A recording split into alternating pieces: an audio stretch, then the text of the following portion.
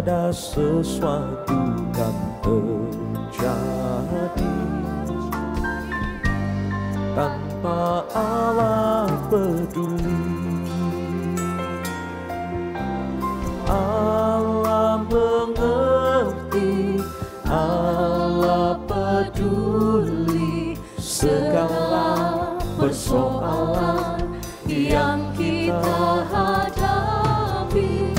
Tak akan pernah dibiarkannya ku bergumul sendiri, sebab Allah peduli. Allah mengerti, Allah peduli segala persoalan yang kita hadapi. Tak akan pernah dibiarkannya ku bergumul sendiri, sebab Allah peduli.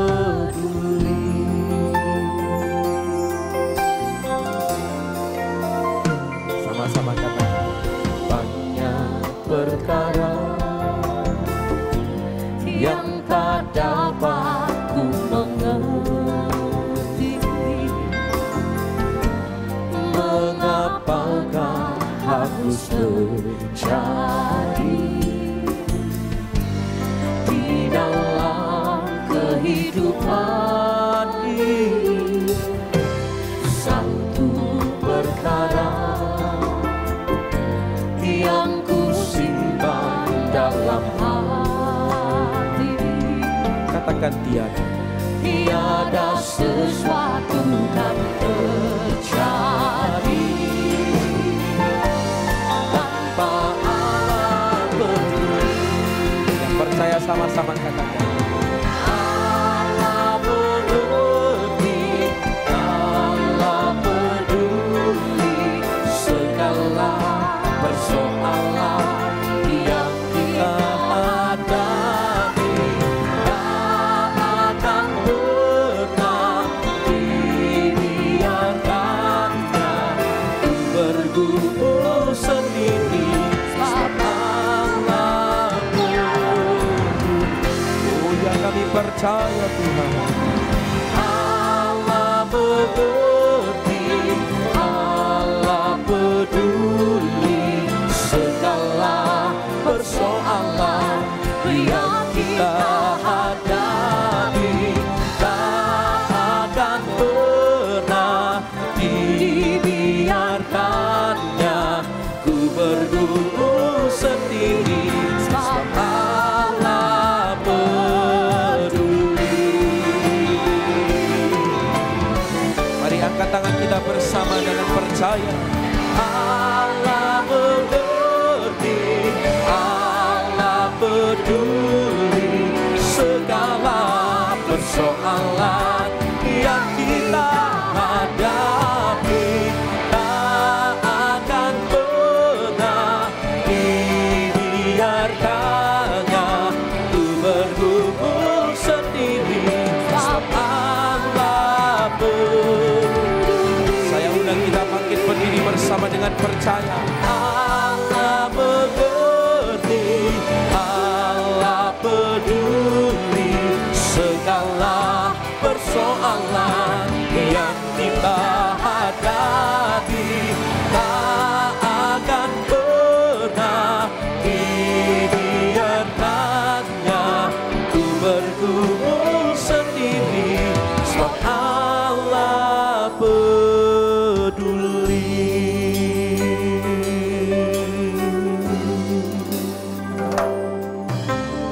Allah mengerti, Allah peduli segala persoalan yang kita hadapi.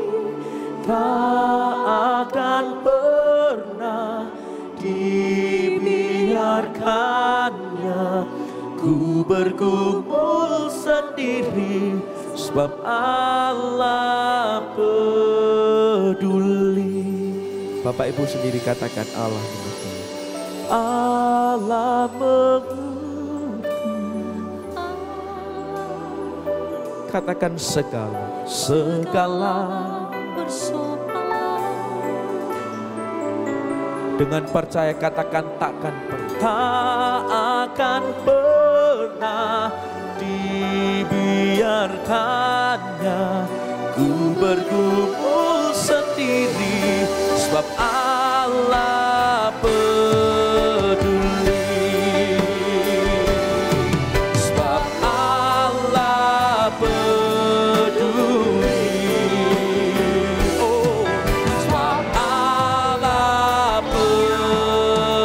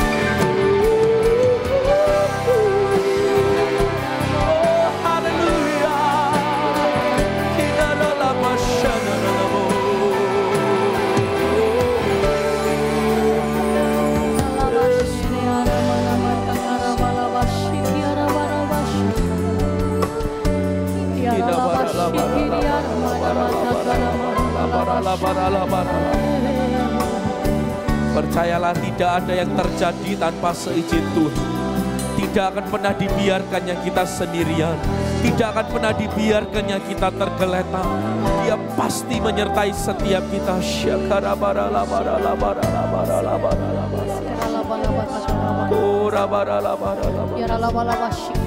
Apabila kau percaya, angkat kedua tanganmu bersama.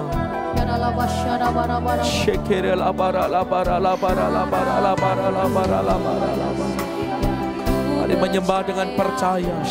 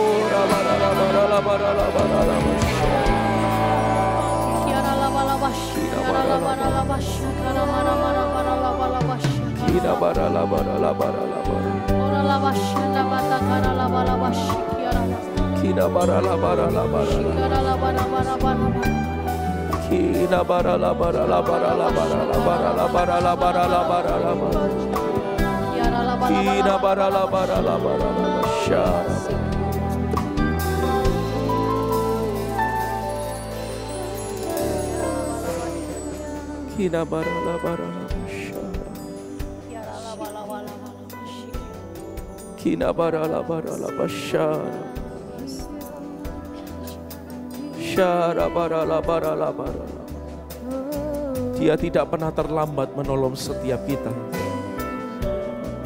Berulang kali di dalam hidup saya Dia menolong. Dan saya percaya di dalam hidup setiap kita Dia pasti menolong setiap kita. Kalau sampai kita hari ini ada, bukankah semua bukti penyertaan dan perlindungan Tuhan sempurna dalam hidup kita? Berapa banyak kau yakin dan kau percaya? Mari angkat kedua tanganmu bersama. Sembah Tuhan.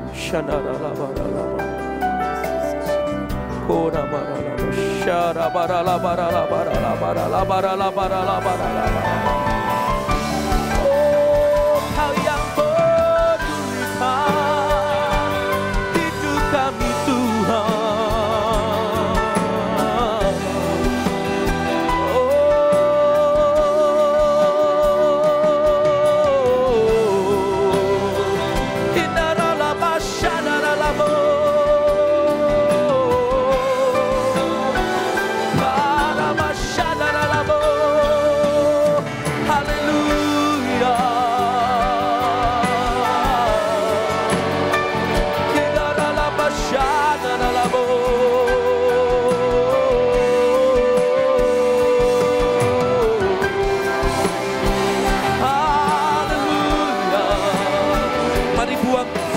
Keraguan malam hari ini, percaya penuh kepada Tuhan.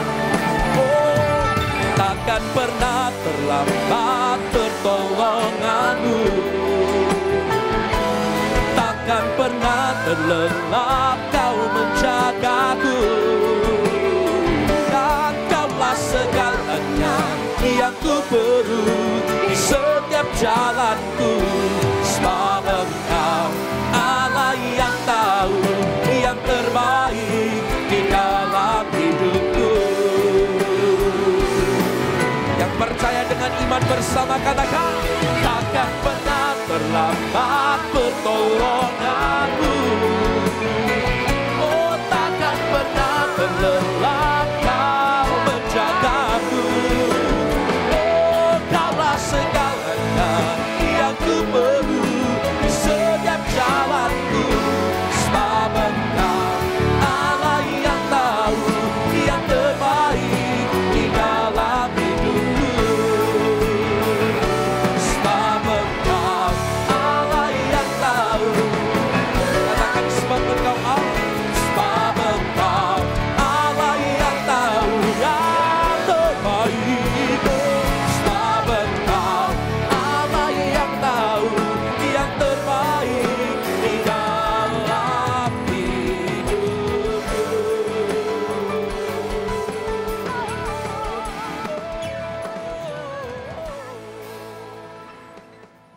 Terpujilah Kau Tuhan kekal selama-lamanya. Allah kami yang hebat, Allah kami yang dahsyat, Allah kami yang luar biasa, Allah yang kami panggil dalam nama Yesus Kristus Tuhan kami, penyelamat kami, juru selamat kami, penebus kami yang hidup. Dimuliakanlah nama-Mu ya Tuhan. Kiranya Tuhan hadir tengah-tengah kami. Kami telah meninggikan, memuliakan Engkau lewat pujian dan penyembahan kami. Kiranya Tuhan berkenan dan kiranya Tuhan datang melawat kami dengan firman Tuhan. Melalui khotbah yang akan disampaikan hamba-Mu, urapilah hamba-Mu. Dan kiranya firman Tuhan menambahkan iman kami. Firman Tuhan menegur kami dan membawa kami kembali ke jalan yang benar. Firman Tuhan memberikan kepada kami iman yang kuat, iman yang teguh. Kami berubah, kami bertobat, kami menjadi seperti Kristus. Terima kasih ya Tuhan, di dalam nama Tuhan Yesus Kristus, haleluya. Yang percaya katakan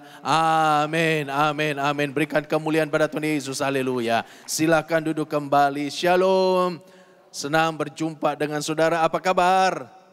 Haleluya. Judul khotbah saya pada malam ini, Mene Tekel Ufarsim. Mene Tekel Ufarsim. Saudara-saudara, mari kita buka Alkitab kita, Daniel pasalnya yang kelima, ayat 1 sampai 6 dan ayat 17 sampai dengan 30. Ada banyak ayat akan kita baca pada malam ini. Daniel pasalnya yang kelima, ayatnya yang pertama sampai dengan ayatnya yang ke-6. Mari kita baca bersama-sama dengan suara yang keras. 2, 3. Raja Belsasar mengadakan perjamuan yang besar untuk para pembesarnya, 1000 orang jumlahnya. Dan di hadapan 1000 orang itu ia minum anggur. Dalam kemabukan anggur, Belsasar menitahkan orang membawa perkakas dari emas dan perak yang telah diambil oleh Nebukadnezar ayahnya dari dalam bait suci di Yerusalem, supaya raja dan para pembesarnya, para istri dan para gundik mereka minum dari perkakas itu. Kemudian dibawalah perkakas dari emas dan perak itu yang diambil dari dalam bait suci rumah Allah di Yerusalem. Lalu raja dan para pembesarnya, para istri dan para gundik mereka minum dari perkakas itu. Mereka minum anggur dan memuji-muji dewa-dewa dari emas dan perak, tembaga, besi, kayu dan batu. Pada waktu itu juga tampaklah jari-jari tangan manusia menulis pada kapur dinding istana raja di depan kaki Dian. Dan raja melihat punggung tangan yang sedang menulis itu. Lalu raja menjadi pucat dan pikiran-pikirannya menggelisahkan dia. Sendi-sendi pangkal pahanya menjadi lemas dan lututnya berantukan. Daniel pasal 5 ayat 17 sampai 30. Kemudian Daniel menjawab raja, tahanlah hadiah Tuanku, berikanlah pemberian Tuanku kepada orang lain.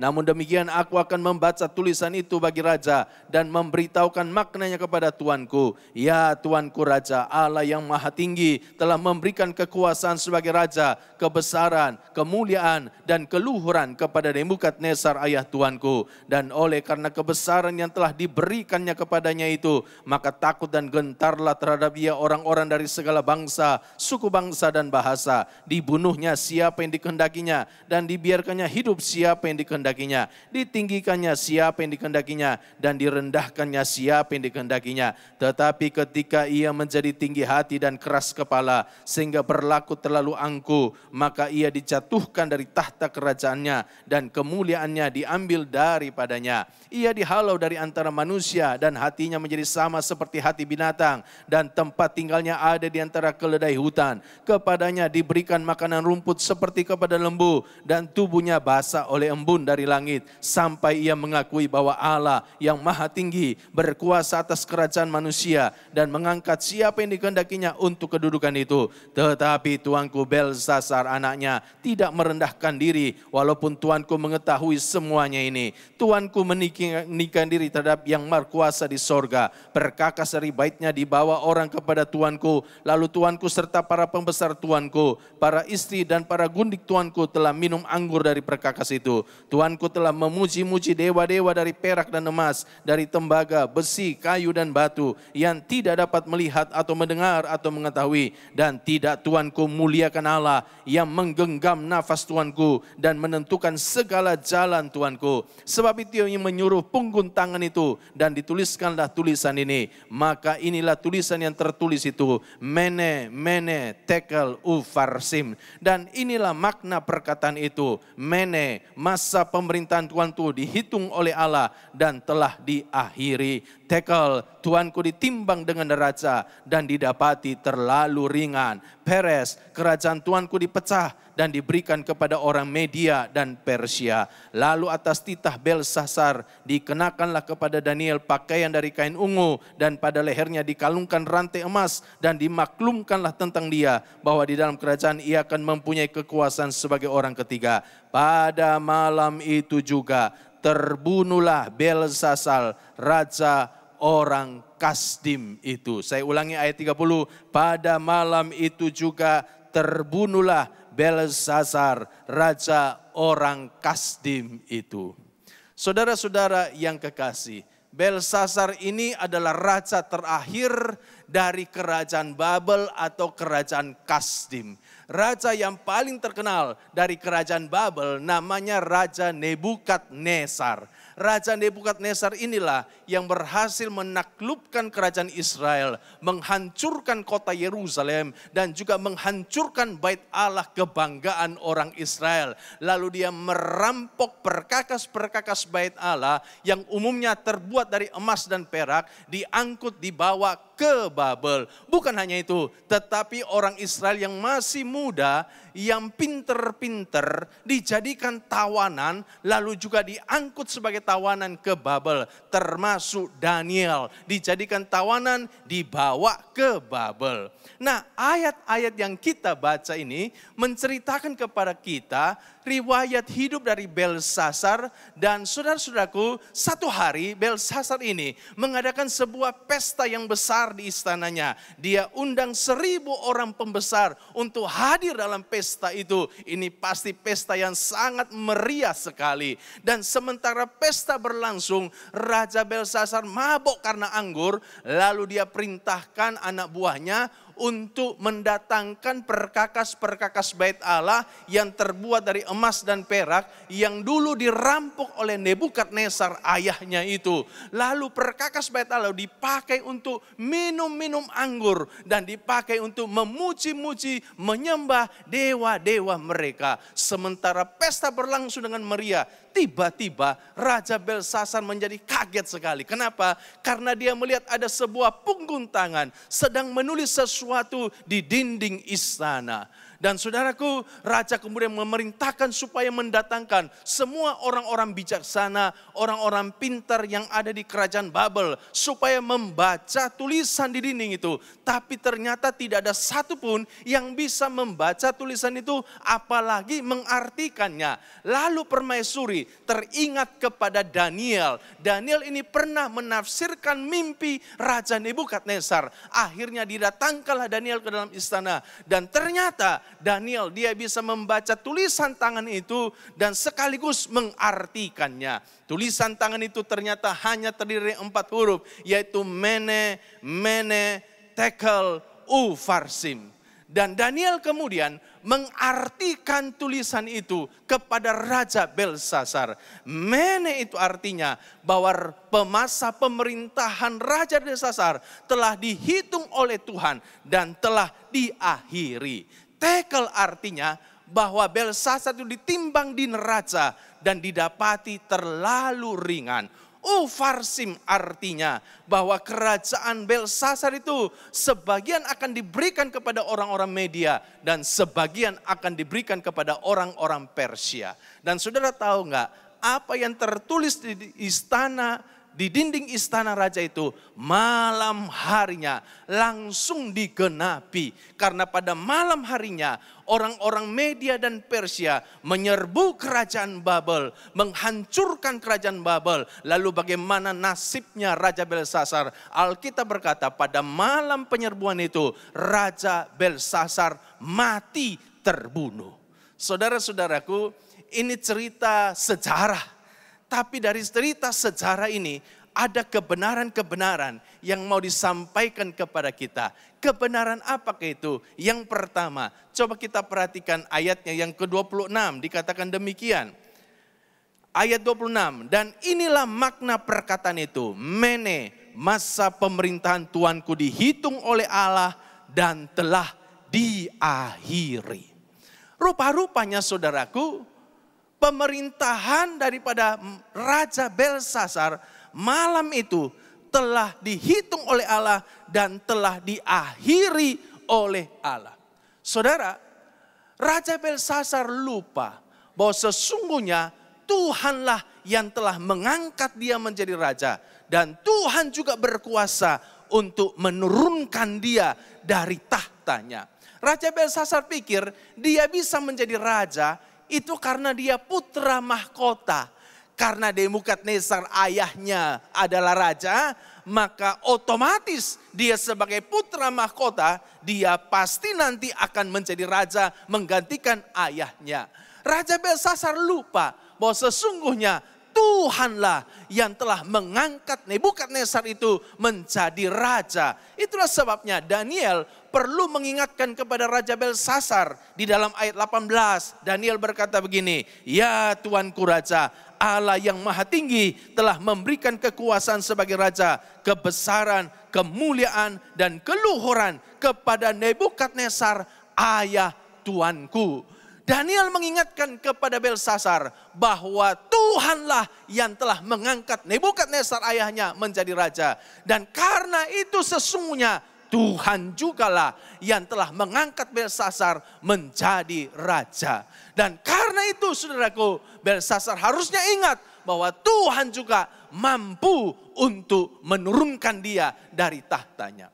Saudara-saudara, banyak kali kita ini suka lupa bahwa sesungguhnya Tuhan itu berkuasa untuk mengangkat kehidupan kita. Kalau hari ini kita sudah sukses, berhasil, kita suka lupa bahwa sesungguhnya Tuhanlah yang telah mengangkat kita. Karena itu saudaraku, jangan sampai kita mengalami nasib seperti Belsasar ini. Mari kita mau siuman, mari kita mau sadar kalau kita ada sebagaimana ada hari ini, semuanya adalah karena Tuhan. Berikan kemuliaan pada Tuhan Yesus, haleluya. 1 Samuel pasal 2 ayat 6-7 berkata begini. Tuhan mematikan dan menghidupkan. Ia menurunkan ke dalam dunia orang mati dan mengangkat dari sana. Tuhan membuat miskin dan membuat kaya. Ia merendahkan dan meninggikan juga. Bagi dialah segala kemuliaan, hormat dan kuasa. Dia Allah yang luar biasa. Dia itu bisa mematikan, tapi dia juga bisa menghidupkan. Dia itu bisa membuat miskin, tapi dia juga bisa membuat kaya. Dia bisa merendahkan, tapi dia juga bisa meninggikan. Terpujilah nama Tuhan. Katakan amin. Kalau ada saudara-saudara yang hari ini sedang ada dalam pergumulan, datanglah kepada Tuhan. Karena hanya Tuhan yang bisa mengangkat kehidupanmu. Jangan datang kepada paranormal. Jangan datang kepada yang subur. Jangan datang kepada setan dukun. Jangan datang ke kuburan-kuburan. Jangan datang ke pohon-pohon keramat. Jangan datang ke tempat-tempat keramat untuk minta penglaris. Datanglah kepada Tuhan. Karena hanya Tuhan yang bisa mengangkat kehidupanmu. Berikan kemuliaan pada Tuhan Yesus. Haleluya. Dan ingatlah baik-baik. Kalau hari ini kita sudah ada di atas, sudah sukses, sudah berhasil. Ingat baik-baik bahwa itu semua adalah karena Tuhan yang mengangkat kita. Dan Tuhan yang mengangkat itu, dia juga Tuhan yang berkuasa untuk menurunkan kita. Banyak orang pikir kalau dia sudah sukses, berhasil, maka tidak ada lagi yang bisa menggagalkan semua rencananya. Sama seperti Belsasar. Saudara-saudaraku, Belsasar lupa bahwa Tuhan juga mampu menurunkan dia dari tahtanya. Saudara, Belsasar pada waktu itu terlalu percaya diri. Memang kerajaan Babel waktu itu kerajaan yang sangat kuat. Kerajaan yang sangat besar.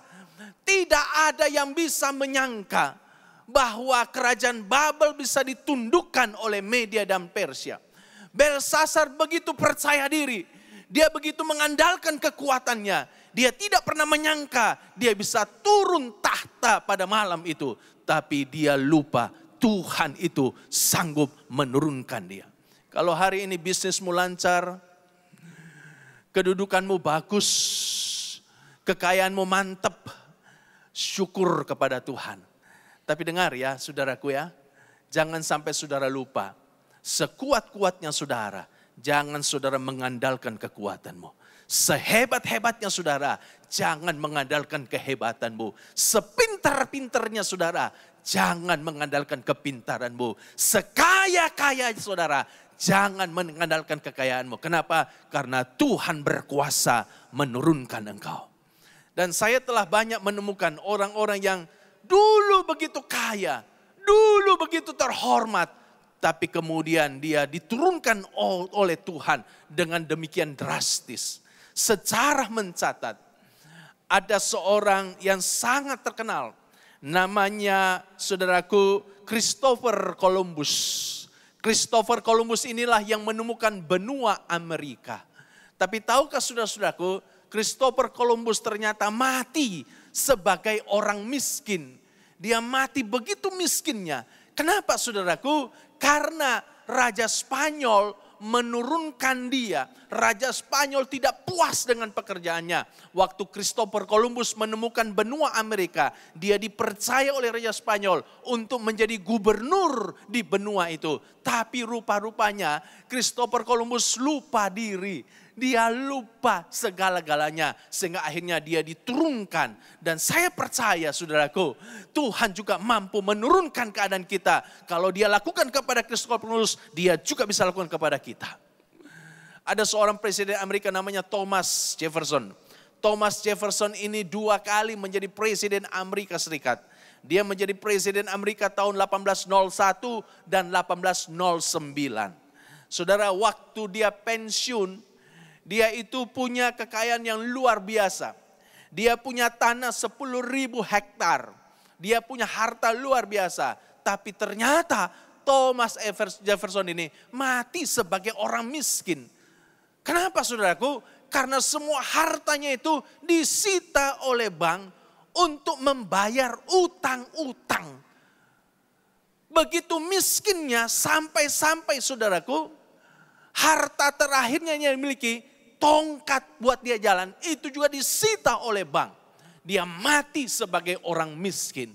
Oh saudaraku, jangan sampai kita lupa kepada sejarah. Bahwa Tuhan itu mampu mengangkat kita, tapi Tuhan juga mampu menurunkan kita. Pertanyaannya, kenapa sampai Tuhan ini menurunkan Raja Belsasar? Saudara, di dalam ayatnya yang ke-22 sampai 23, firman Tuhan berkata begini, tetapi tuanku Belsasar anaknya tidak merendahkan diri, walaupun tuanku mengetahui semuanya ini. Tuanku meninggikan diri terhadap yang berkuasa di sorga. Kenapa Tuhan menurunkan Belsasar? Rupa-rupanya Belsasar setelah menjadi raja, dia ini menjadi sombong. Dan cilakanya dia ini menyombongkan diri di hadapan Allah. Dia berani menentang Allah, berani melawan Allah. Itulah yang mendatangkan murka Allah kepada dia. Makanya Tuhan menurunkan dia. Saudara-saudara, jangan kita ini menjadi sombong di hadapan Allah. Tuhan itu paling tidak suka dengan orang yang sombong. Dosa yang pertama terjadi di sorga, itu adalah dosa kesombongan. Ketika penghulu malaikat Lucifer, dia merasa begitu sombong dan ingin menjadi sama seperti Allah. Dan saat itulah dia dijatuhkan oleh Allah, dibuang ke bumi. Saudara, Tuhan tidak suka dengan orang yang sombong. Karena itu kalau Tuhan sudah berkati kita, Tuhan sudah mengangkat kita sampai hari ini, mari kita tetap menjadi orang yang rendah hati. Katakan amin. Firman Tuhan berkata begini, orang yang sombong itu lawanku kata Tuhan. Tapi orang yang rendah hati ku kasihi. Berikan kemuliaan pada Tuhan Yesus, haleluya. Ada seorang politikus senior Brasil namanya Tancredo Neves. Dia politikus Brasil yang sangat dihormati di negerinya. Dan dia menjadi presiden Brasil yang terpilih tahun 1985. Tapi Tancredo Neves tidak pernah menjabat menjadi presiden. Kenapa? Karena satu hari sebelum pelantikannya dia sakit dan dia mati. Kenapa sampai Tancredo Neves tidak pernah menjabat menjadi presiden? Padahal dia terpilih menjadi presiden Brasil. Rupa-rupanya Tancredo Neves ini menjadi sombong di hadapan Tuhan. Waktu sedang berlangsung kampanye Pilpres, Tancredo dia berkata begini, kalau saya mendapatkan 500.000 suara dari partai saya, maka bahkan Tuhan sendiri tidak bisa menurunkan saya dari presiden. Dan saudaraku, karena perkataan inilah, makanya 1 hari sebelum dia dilantik, saudaraku, dia sakit dan kemudian dia mati. Jangan lawan Tuhan. Jangan melawan Tuhan. Jangan sombong di hadapan Tuhan. Thomas Andrew, seorang arsitek muda, usia 39 tahun. Dia adalah arsitek kapal mewah Titanic. Saudara-saudaraku, dan orang ini begitu sombong sekali. Setelah kapal Titanic selesai dibuat, lalu wartawan tanya kepada Thomas Andrew, apakah kapal ini bisa tenggelam? Dengan sombongnya dia berkata, bahkan Tuhan sendiri tidak bisa menenggelamkan kapal ini. Dan tahun 1912 ketika Titanic mengadakan pelayaran perdananya, 4 hari setelah berlayar, kapal ini nabrak gunung es, akhirnya tenggelam. Saudara-saudara, dan Thomas Andrew ikut tenggelam karena dia ikut dalam pelayaran perdana itu. Jangan sombong di hadapan Tuhan. John Lennon, vokalis band The Beatles, ketika diwawancarai oleh wartawan American Magazine, dia berkata begini, kekristenan akan mati, kekristenan akan hilang. Saya tidak perlu berkomentar tentang hal itu. Yesus itu oke, tapi pelajaran-pelajarannya terlalu sederhana. Hari ini kami, band The Beatles, lebih terkenal dari Yesus. Dan saudara tahu apa yang terjadi? Beberapa hari setelah itu, John Lennon ditembak oleh seorang penggemarnya di depan rumahnya sendiri dan dia mati karena tertembak. Jangan kita melawan Tuhan. Ada lagi seorang artis Brasil namanya Cazuza. Cazuza ini seorang artis Brasil yang terkenal, seorang penyanyi yang terkenal. Satu hari dia merokok. Waktu dia merokok, dia menghembuskan rokoknya ke atas. Dan waktu dia menghembuskan asap rokoknya ke atas, dia berkata begini, ini untukmu Tuhan. Wah, kurang ajar sekali saudara-saudaraku. Dan saudara tahu, Cazuza ini beberapa waktu kemudian kena kanker paru-paru. Dan mati karena kanker paru-paru dalam usia muda. Jangan kita lawan Tuhan. Di Mesir, di sebuah perguruan tinggi namanya Ain Samir, ada seorang mahasiswa. Dia berdiri di tengah-tengah halaman kampus, lalu dia berteriak begini, Tuhan itu tidak ada. Kalau Tuhan ada, maka dalam 1 jam ke depan, silahkan dia mencabut nyawa saya. Wah, dengan sombong sekali dia berteriak seperti itu. Saudara, mahasiswa yang lain kemudian akhirnya berhenti, ingin menyaksikan apa yang akan terjadi kepada anak muda ini. Dan mahasiswa yang sombong ini, dia pegang jam tangan. Dia ingin, saudaraku, ingin menantang Tuhan. Dan semua orang menyaksikan apa yang akan terjadi. 30 menit berlalu, ternyata tidak terjadi apa-apa. 45 menit berlalu, tidak terjadi apa-apa. 1 jam berlalu, pemuda ini tetap hidup, tidak mati, tidak dicabut nyawanya. Dan dengan sombongnya dia berkata, benar kan Tuhan tidak ada? Lalu pemuda ini dia pulang ke rumahnya. Ketika dia sampai di rumahnya, ternyata orang tuanya telah menunggu dia untuk makan siang. Dan hidangan sudah tersedia di meja makan. Dan pemuda ini kemudian dia pergi ke wastafel, dia cuci tangannya. Lalu dia cuci mukanya. Dan waktu dia cuci mukanya, tiba-tiba dia jatuh dan dia mati. Orang bingung, kenapa sampai ini anak muda mati karena cuci muka. Ketika diselidiki, kenapa sampai dia mati? Ternyata ada air yang masuk di telinganya. Air itulah yang menyebabkan kematiannya. Rupa-rupanya Tuhan mau merendahkan pemuda ini seperti seekor keledai. Karena keledai kalau air masuk di telinganya itu bisa mati. Kalau saudara tidak percaya nanti habis ibadah cari keledai, masukin air di telinganya. Itu bisa mati keledai itu. Jangan sombong lawan Tuhan. Daripada kita sombong, lebih baik kita rendah hati.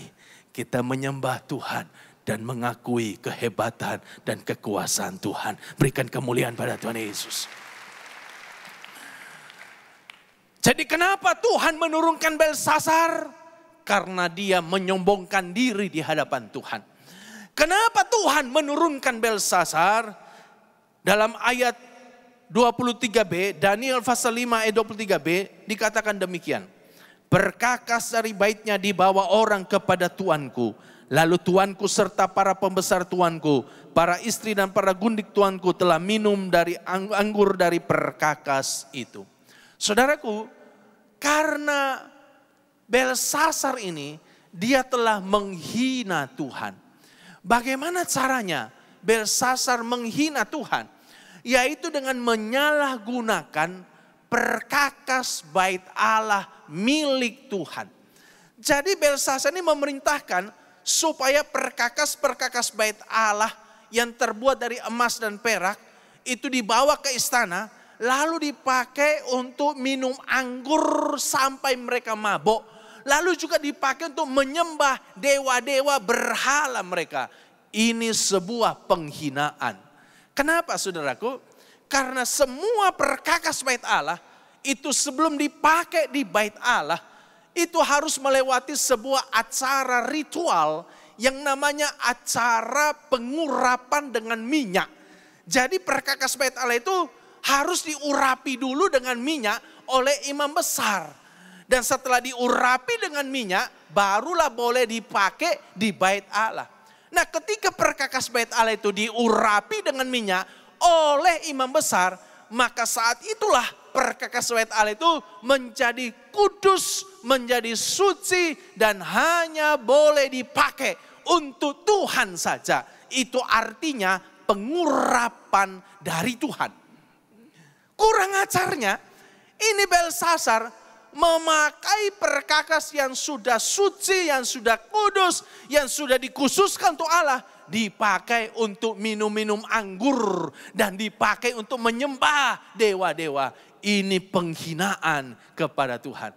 Tidak heran Tuhan murka kepada Belsasar dan Tuhan menurunkan dia dari tahtanya. Jangan suka menghina Tuhan, saudaraku. Mungkin saudara berkata, saya enggak pernah menghina Tuhan. Saya enggak pernah memakai perkakas-perkakas gereja untuk dibawa ke tempat-tempat duniawi. Saya enggak pernah pakai keyboard gereja untuk main di nightclub. Mungkin tidak seperti itu. Tapi tahukah saudara-saudara bahwa sesungguhnya firman Tuhan dengan jelas sekali berkata dalam 1 Korintus pasalnya yang ketiga ayat 16 bahwa tidak tahukah kamu bahwa kamu adalah bait Allah dan bahwa roh Allah diam di dalam kamu? Bahwa tubuh kita ini adalah bait Allah. Roh Allah diam di dalam kita.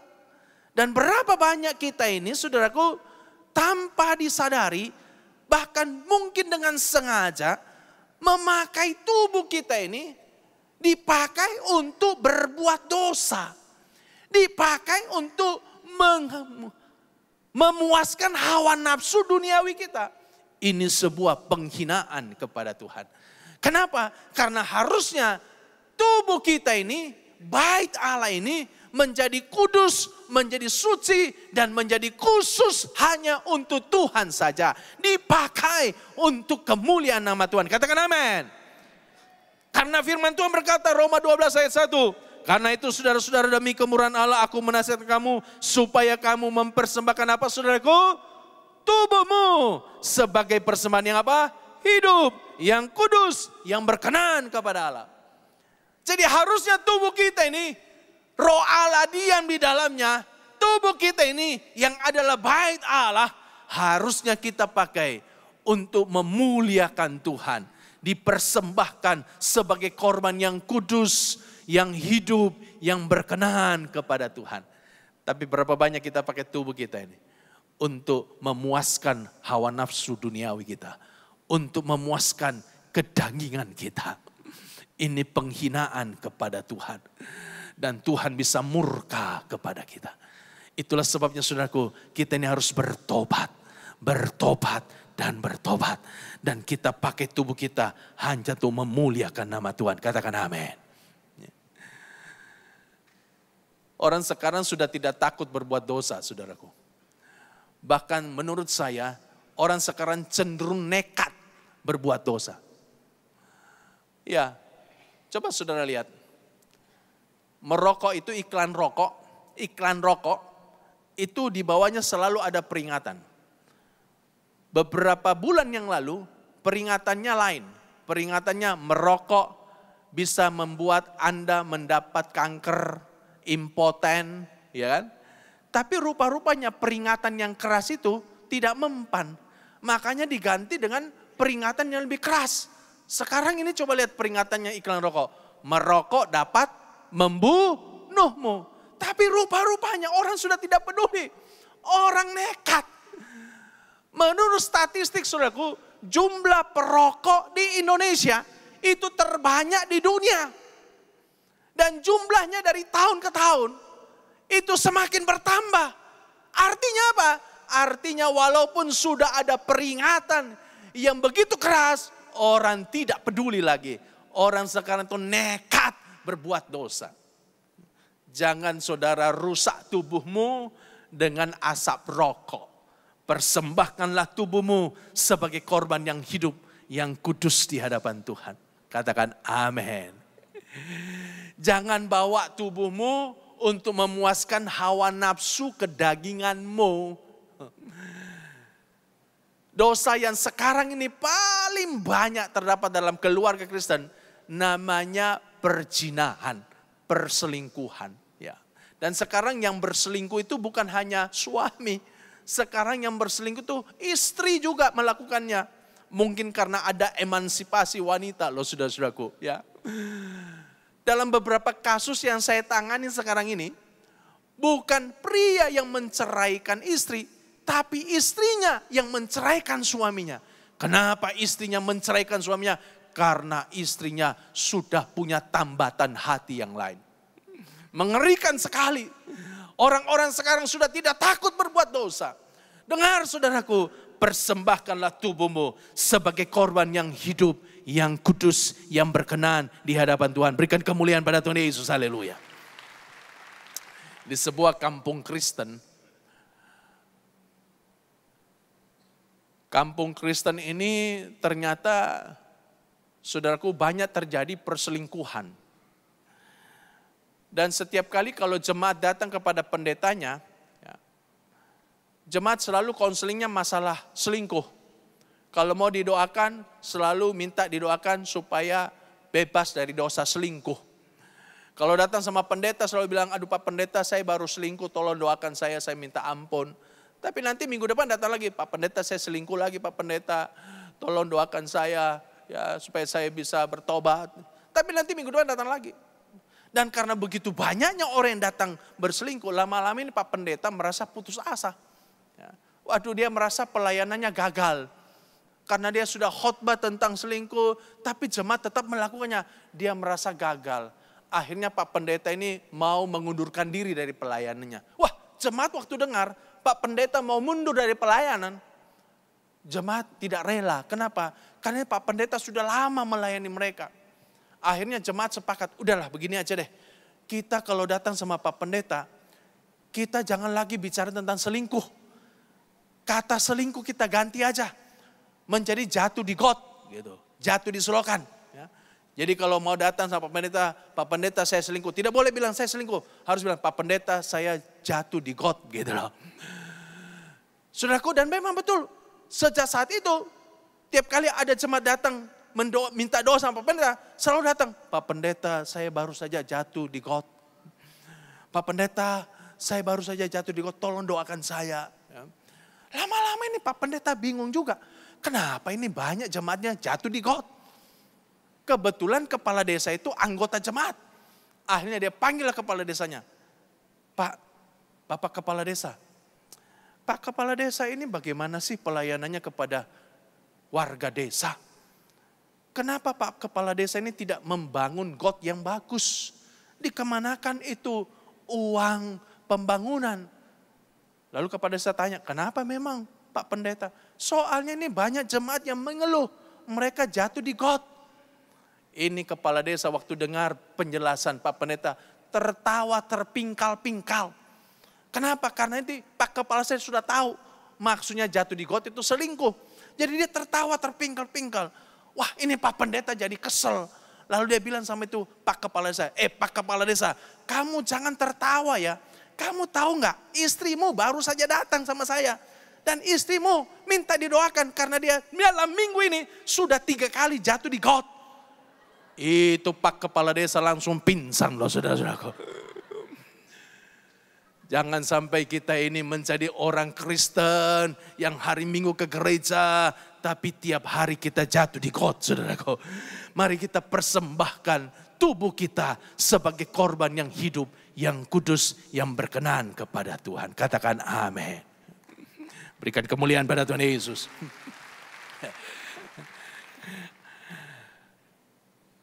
Ada seorang ibu, suaminya udah mau mati. Sakit keras, nafas tinggal 1. Dan ibu ini menemani suaminya yang lagi sekarat. Dan waktu suaminya sekarat, nafas tinggal 1, suaminya ngomong kepada istrinya ini, Ma, papa ini sebentar lagi mau mati. Papa mau mama ini jujur sama papa. Istri ini tanya, mau jujur apa Pak? Papa mau mama jujur. Itu anak kita yang nomor 13. Itu sebenarnya anak siapa? Kok mukanya lain dari kakak-kakaknya? Dia lebih hitam, lebih pesek, rambutnya lebih kribo. Itu anak siapa sebenarnya? Tolong mama jujur supaya papa bisa meninggal dengan tenang. Wah, istrinya waktu ditodong seperti itu, tiba-tiba istrinya menangis. Menangis di samping suaminya. Lama dia menangis. Lalu kemudian istrinya ngomong, Pak, saya mau jujur. Saya mau terbuka. Saya mau ngaku dosa sama papa. Itu anak kita yang nomor 13. Itu sebenarnya adalah anak papa yang sebenarnya. Suaminya tanya, loh anak nomor 1 sampai anak nomor 12? Itu bukan anak papa. Itu langsung suaminya mati loh saudaraku. Saudara-saudara, mari kita mau persembahkan tubuh kita sebagai korban yang hidup, yang kudus di hadapan Tuhan. Jangan kita menghina Tuhan. Jangan seperti Belsasar yang menggunakan perkakas bait Allah untuk mabok-mabok dan menyembah dewa-dewa. Biarlah kita pakai tubuh kita hanya untuk menyembah Tuhan saja. Berikan kemuliaan pada Tuhan Yesus, haleluya. Jadi kebenaran pertama yang mau disampaikan lewat cerita ini bahwa Tuhan itu sanggup mengangkat seseorang, Tuhan juga sanggup menurunkan seseorang. Kebenaran kedua yang mau disampaikan lewat cerita ini. Di dalam Daniel pasal 5 ayat 23c dikatakan demikian.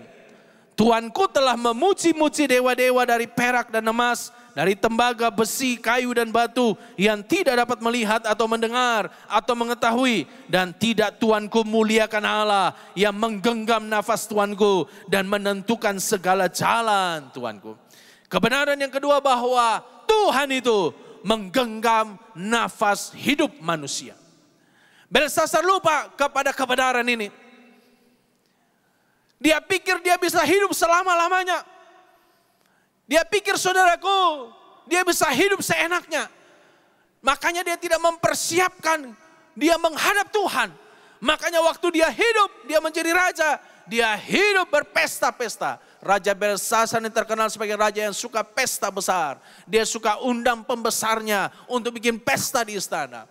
Dia tidak mempersiapkan hidupnya untuk ketemu Tuhan. Dia pikir dia bisa hidup selama-lamanya. Makanya Daniel mengingatkan kepada Belsasar, Tuhan yang menggenggam nafas Tuanku dan mengatur segala jalan Tuanku. Dan malam itu nafas daripada Belsasar diakhiri oleh Tuhan. Karena malam itu dia mati terbunuh dalam penyerangan kerajaan Media dan Persia. Saudara-saudara, kita harus sadar bahwa Tuhanlah yang menggenggam nafas hidup kita. Katakan amin. Katakan amin. Tidak ada orang yang bisa hidup selama-lamanya dalam dunia ini. Semua kita ini satu hari nanti akan innalillahi wa inna lillahi roji'un. Akan mati. Kenapa semua manusia akan mati? Sebab dosa. Dosalah yang membuat semua manusia pasti akan mati.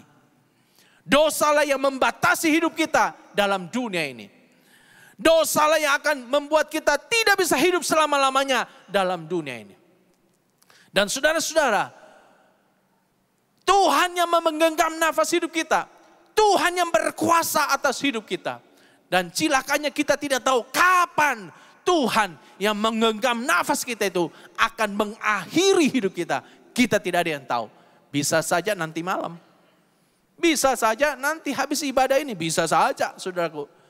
Bisa juga minggu depan. Bisa juga tahun depan. Tidak ada seorang pun yang tahu kapan Tuhan akan memanggil dia. Ada seorang jemaat gereja kami saudaraku. Dia pulang dari kerja. Dia mandi. Dia makan. Habis makan dia nonton TV. Waktu lagi nonton TV.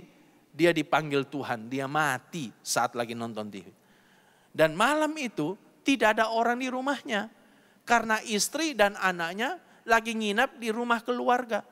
Jadi tidak ada yang tahu kalau dia mati malam itu. Besok paginya waktu istrinya pulang ke rumah. Ketok-ketok pintu. Nggak ada yang buka. Dan dengar suara TV masih kedengaran.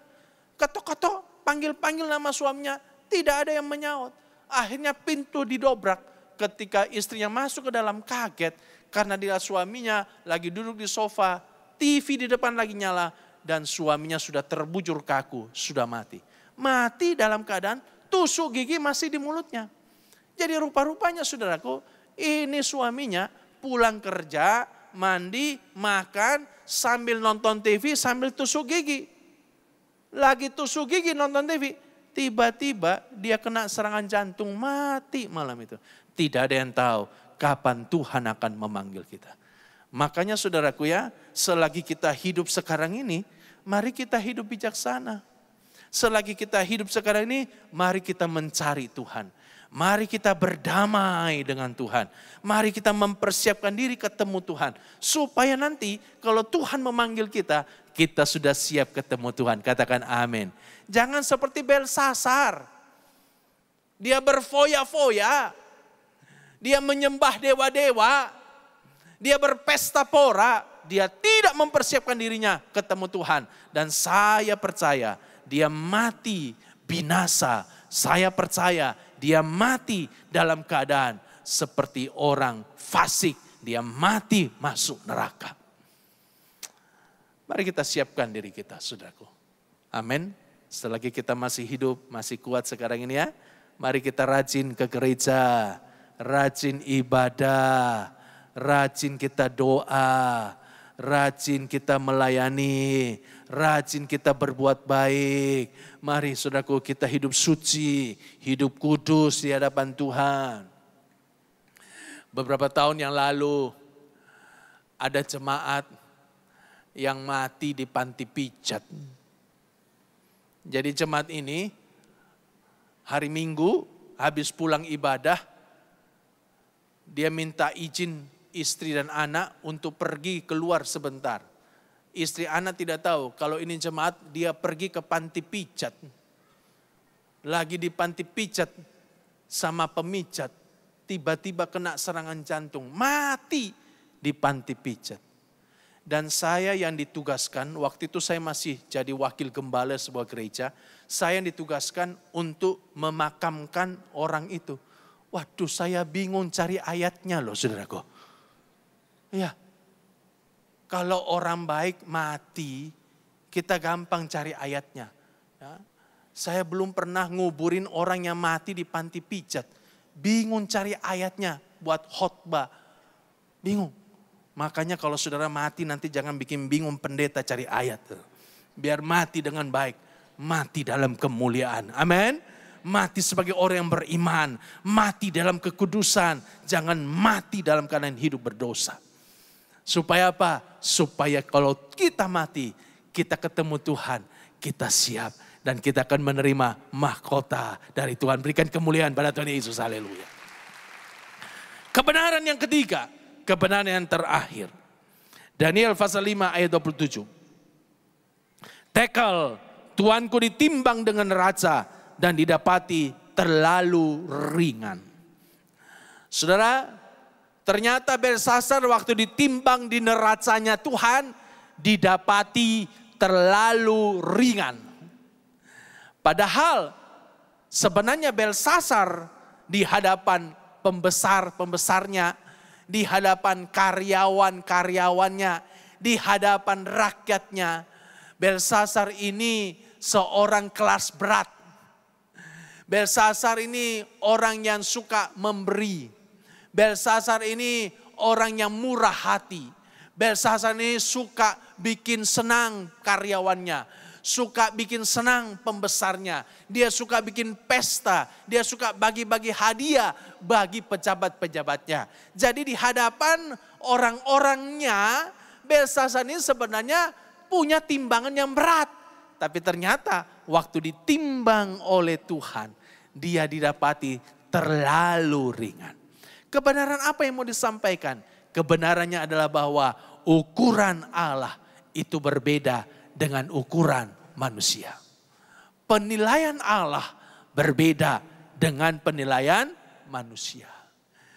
Kalau bagi manusia waktu itu Belsasar hebat, tapi bagi Allah Belsasar. Bagi manusia waktu itu Belsasar orang yang baik, tapi bagi Allah Belsasar ternyata ringan timbangannya. Ukuran Allah berbeda dengan ukuran manusia. Karena itu saudaraku, yang harus kita kejar bukan ukuran manusia.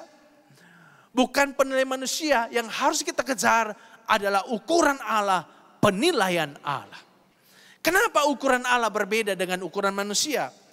1 Samuel 16 ayat 7b berkata begini. Bukan yang dilihat oleh manusia yang dilihat Allah. Manusia melihat apa yang di depan mata, Tuhan melihat hati. Ini yang membedakan. Kenapa beda ukuran manusia dan ukuran Allah? Sebab manusia itu melihat yang dilihat di luar ini. Yang fisik ini. Tapi Tuhan, dia itu melihat hati. Kalau saudara nyumbang banyak ya. Nyumbang banyak. Manusia akan memujimu. Wah itu dermawan. Tapi belum tentu Tuhan. Kenapa? Tuhan melihat hati. Ada orang dia nyumbang banyak. Tapi hatinya tidak tulus. Ada orang nyumbang banyak. Supaya apa? Supaya dia dipuji orang. Nyumbang banyak supaya apa? Dia dihormati orang. Nyumbang banyak supaya apa? Dia dapat jabatan, kedudukan. Tidak tulus. Di hadapan manusia, dia bagus. Di hadapan Allah, dia tidak bagus. Tuhan melihat hati. Ada orang saudaraku rajin melayani. Satu hari bisa 3 kali melayani. Pagi, siang, sore melayani. Di hadapan manusia, wah ini orang rohani sekali. Ini orang mantap imannya nih. Ini orang pelayanannya bagus. Tapi belum tentu di hadapan Tuhan. Allah itu melihat hati. Ada orang melayani rajin. Tapi tidak tulus. Tuhan melihat hati. Makanya saudaraku, lakukanlah segala sesuatu dengan hati. Katakan amin. Kalau kita memberi, biar kita lakukan dengan hati. Dengan tulus. Kalau kita melayani, mari kita melayani dengan hati, dengan tulus. Katakan amin. Kalau kita beribadah, biar kita beribadah dengan hati, dengan tulus. Ada orang dia datang ibadah, motivasinya lain. Motivasinya tidak murni. Karena itu kalau kita ibadah, motivasi harus murni.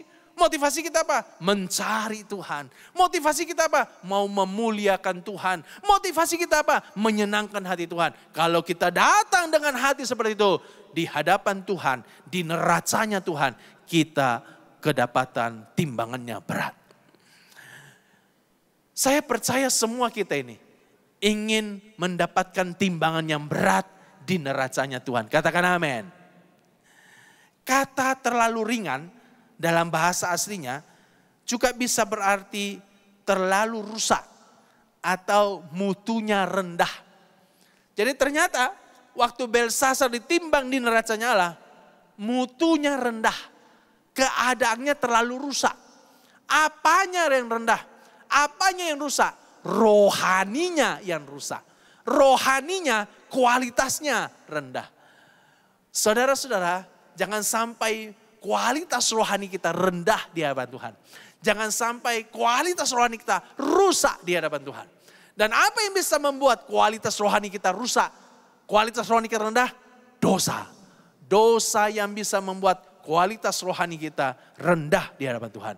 Karena itu kita ini harus bebas dari dosa. Kalau kita jatuh dalam dosa, harus cepat-cepat kita bertobat, minta ampun sama Tuhan. Jangan kita hidup di dalam dosa. Ya. Saya dilaporin saudara-saudaraku, ada seorang pelayan Tuhan di sebuah gereja, dia majelis gereja. Aktif sekali melayani. Dia memang petobat baru dan sekarang dia aktif melayani. Tapi ternyata istrinya 4. Gila enggak saudara-saudaraku? Sudah melayani tapi istrinya 4. Dan lebih cilaka lagi, istri keempatnya sekarang lagi sekolah teologi ya, mau jadi pendeta. Kira-kira gimana ya itu saudara? Jangan kita hidup dalam dosa. Kita boleh melayani, tapi harus dengan hati yang kudus di hadapan Tuhan. Kalau kita melayani, tapi kita tetap hidup dalam dosa, timbangan kita ringan di hadapan Tuhan. Kualitas rohani kita rusak. Kualitas rohani kita tidak bermutu di hadapan Tuhan. Saya berdoa, biar khotbah hari ini bisa menambahkan iman kita. Bisa membuat kita semakin dekat kepada Tuhan. Semakin mengerti rencana Tuhan dalam hidup kita. Katakan amin. Dan saya berdoa biar kita semuanya jangan seperti Belsasar. Tapi kita semuanya mau hidup takut akan Tuhan. Hidup suci di hadapan Tuhan. Berikan kemuliaan pada Tuhan Yesus. Haleluya. Mari kita mau datang kepada Tuhan.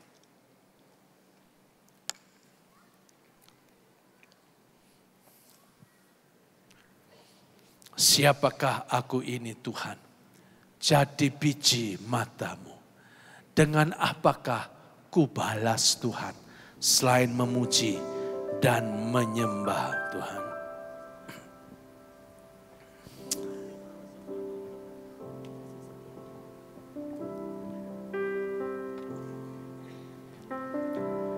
Kasih setiamu yang ku rasakan lebih tinggi dari langit biru. Kebaikanmu yang telah kau nyatakan lebih dalam dari lautan. Amin. Berkat-Mu yang telah ku terima, Haleluya. sempat membuatku terpesona. Apa yang tak pernah ku pikirkan, itu yang kau sediakan. Mari kita bangkit berdiri bersama-sama. Siapakah aku ini Tuhan? Siapakah aku ini Tuhan? Jadi biji matamu. Amin. Dengan apakah ku balas Tuhan selain puji dan sembah? Siapakah aku ini Tuhan? Jadi biji matamu. Amin.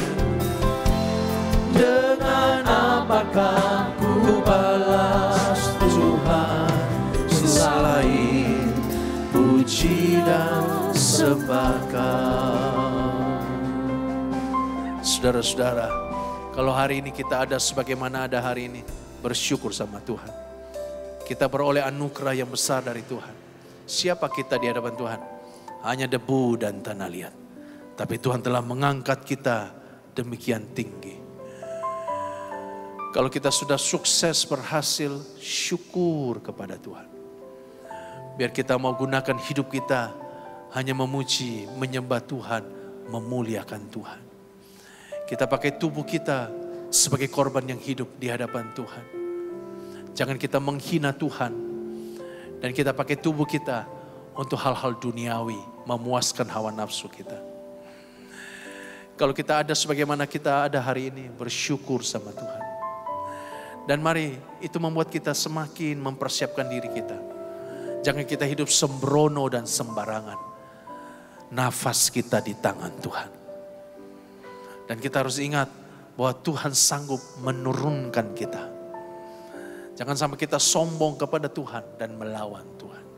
Katakan amin. Mari kita angkat tangan kita. Siapakah aku ini, Tuhan? Amin. Jadi biji mata.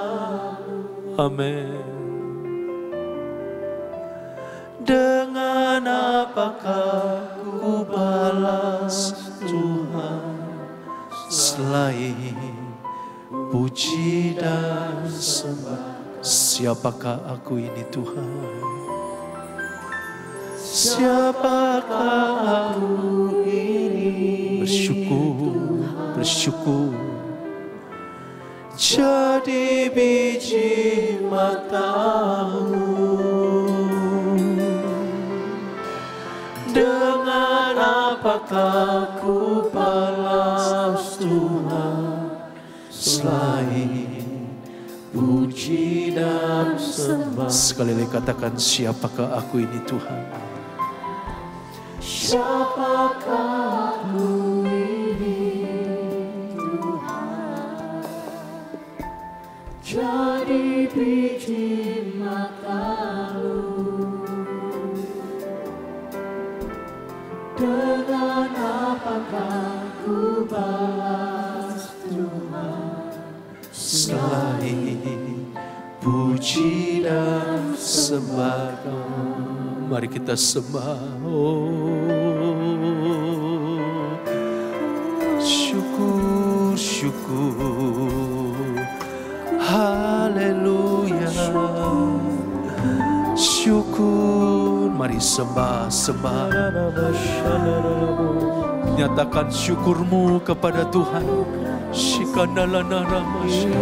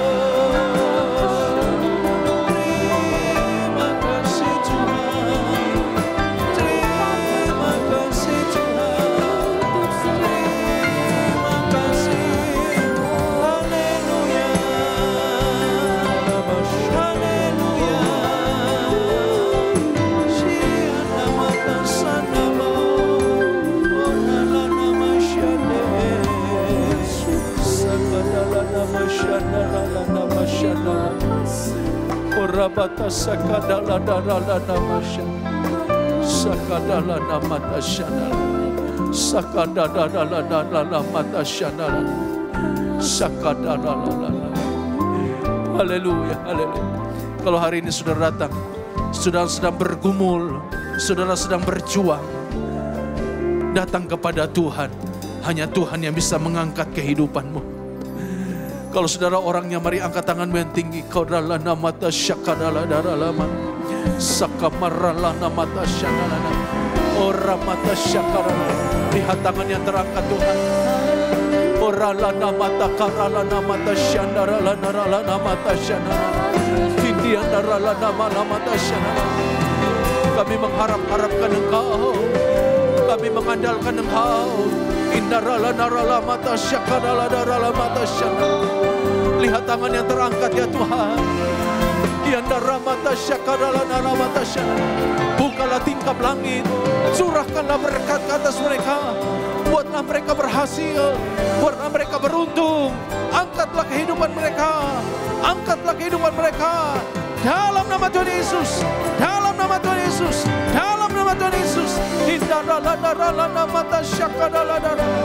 Shikarala darala lama mata syakadala. Shikarala darala mata syakadala. Sandarala mata syakadala mata syakadala. Turunkan tanganmu, turunkan tanganmu. Kalau saudara berkata, ya sayalah orangnya, sayalah orangnya. Saya telah menyombongkan diri di hadapan Tuhan. Saya telah menjadi angkuh karena keberhasilan, kesuksesanku. Saya telah lupa diri dan hari ini saya mau bertobat. Mari angkat tanganmu yang tinggi di hadapan Tuhan. Kalau saudara orangnya, saudara berkata, ya sayalah orangnya. Saya telah menghina Tuhan. Saya tidak mempersembahkan tubuhku sebagai korban yang hidup, yang kudus, yang berkenan di hadapan Tuhan. Saya menyalahgunakan tubuhku untuk maksud-maksud duniawi, untuk memuaskan hawa nafsuku. Dan saya mau bertobat malam ini. Mari angkat tangan yang tinggi. Kindarala darala mata syandarala. Sikarala darala darala darala. Harala mata sikarala darala. Sindarala darala darala mata sakarala. Haleluya, haleluya. Haleluya, haleluya. Jamah setiap tangan terangkat Tuhan. Jamah setiap tangan terangkat. Orala mala mata syadara mana. Ora mata sakarala dara mana. Sucikan, kuduskan oleh darah Yesus.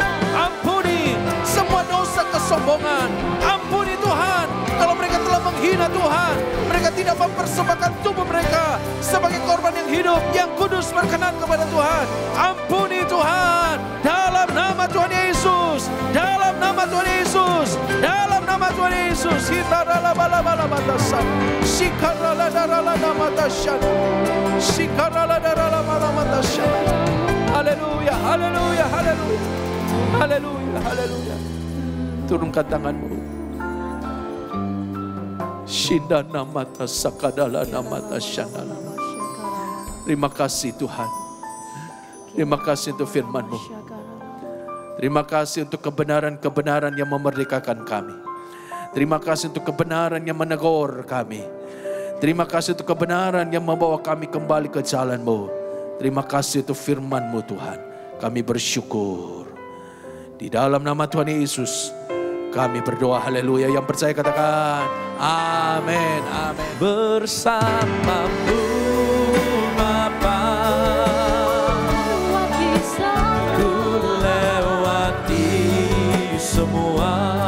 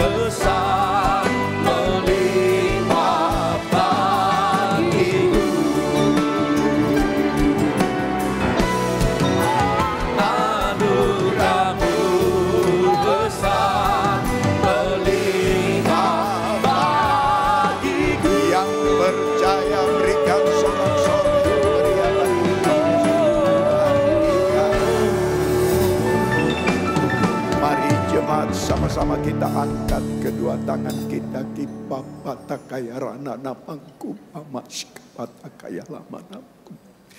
Jemaat yang dikasihi Tuhan, terimalah anugerah rahmat daripada Bapa, kasihnya dalam Yesus, kekuatan kuasanya dalam rohnya yang kudus, untuk terus menaungi, membimbing, menyertai dan memberkati kita semua sepanjang malam ini hingga Maranatha Yesus datang, bahkan sampai selama-lamanya. Dalam nama Yesus, semua yang percaya bersama-sama dengan saya berkata, Amin. Allah kita besar.